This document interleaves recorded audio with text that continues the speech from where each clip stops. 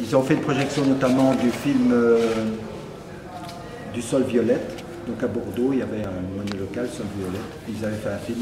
Donc Véronique a fait une présentation de ce film-là. Et à ce moment-là, un premier groupe s'est formé autour de... Donc après ça, quel travail a été fait? Quand le groupe s'est vraiment constitué, on était finalement 7-8. Puis le groupe s'est restreint de plus en plus. Voilà, on est resté 5. Et à ce moment-là, qu'est-ce qui a été fait comme travail? D'abord, l'autorisation d'avoir sur les billets les géants. Donc, c'est passé au conseil communal. Et alors, l'organisation d'un concours auprès des écoles de graphisme pour avoir le design des billets. Et là, c'est Kevin De Bruyne donc, qui avait remporté le concours, et c'est lui qui a réalisé nos billets. Et à cette époque-là, il avait déjà été fait des demandes pour avoir des fonds pour imprimer les billets, mais voilà, on n'a pas trouvé les fonds à l'époque, et il faut dire qu'à l'époque, la population n'était pas encore vraiment conditionnée à l'approche des monnaies locales. C'était pas encore vraiment, et il y a le film Demain, donc Véronique est un peu épuisée, la première équipe s'est un peu épuisée, et alors resté dans le groupe Léon et moi-même, et on a essayé donc de relancer le groupe, mais ça a pris corps surtout après le film Demain. Donc dans le film Demain, on parle notamment de tout ce qui est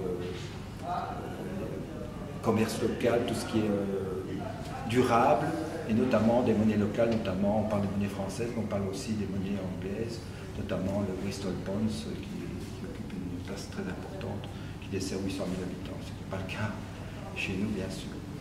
Et donc le groupe, voilà, et petit à petit un groupe s'est reconstitué, j'ai trouvé une équipe formidable.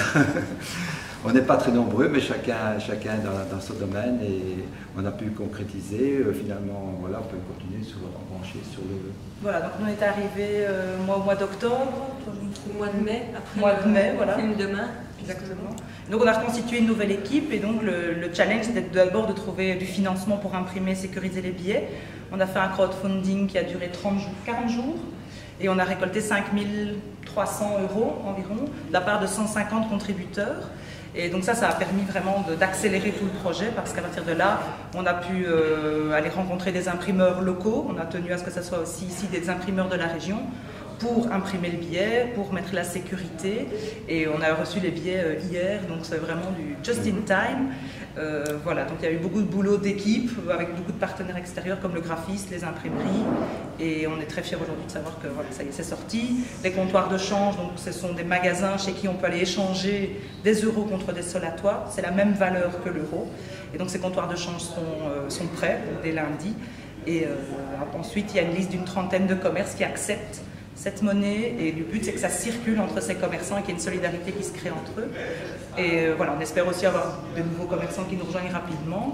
Et voilà, donc ce soir c'est le lancement, officiellement, la monnaie est en circulation. Le billet de 50 sera dévoilé au public, ce qui n'était pas encore fait. Et voilà, si vous avez des questions. Oui, soyons l'avocat du diable, à quoi ça sert une monnaie locale? Ah, c'est une très bonne question. À quoi ça sert une monnaie locale? Ça sert à renforcer le commerce local. C'est essayer de créer une communauté et dire aux gens, ben voilà, on peut choisir ce qu'on veut faire de son argent. Si je paye en euros et que j'achète local, c'est très bien déjà, si tout le monde le faisait, ça irait déjà mieux. Mais mes euros, je n'ai plus de pouvoir ensuite sur quelle banque, dans quel compte ils vont aller, dans quelle entreprise cotée en bourse ils vont se retrouver. Voilà, les euros fuitent vers les marchés financiers, tandis qu'ici, je peux décider que quand j'échange mes euros en solatoires, les solatoires resteront sur le territoire et ne feront qu'alimenter les commerces locaux. C'est surtout garder vivant le centre-ville aussi. Moi, je cite toujours cet exemple-là.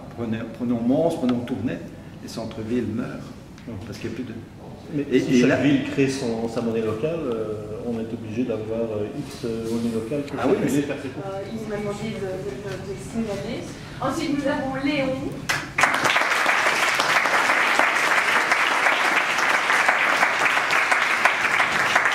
Qui est le senior, qui est le plus ancien.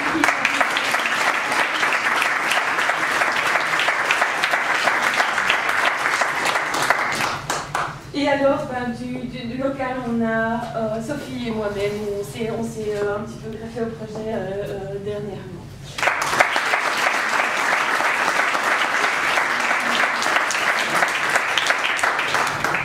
évidemment, le projet ne s'est pas concrétisé sans les contributeurs qui ont participé au crowdfunding. Et bien sûr aux commerçants pionniers qui vont accepter de recevoir le sol à toit dans les jours qui viennent. Et je sais que vous allez pouvoir les dépenser. Et donc maintenant, je vais terminer, donc je ne vais pas vous retenir beaucoup plus longtemps. Je vous invite à aller échanger vos euros au premier comptoir qui est ici ce soir, par là. Et dès que vous aurez vos sols à toit, vous pourrez aller les dépenser au bar.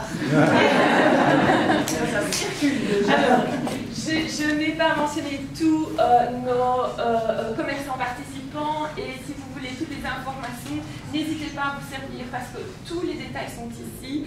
Les compteurs de change sont aussi détaillés, et tous les commerçants, leur nom figure dans ce petit fascicule. Et donc maintenant, parce que on accepte aussi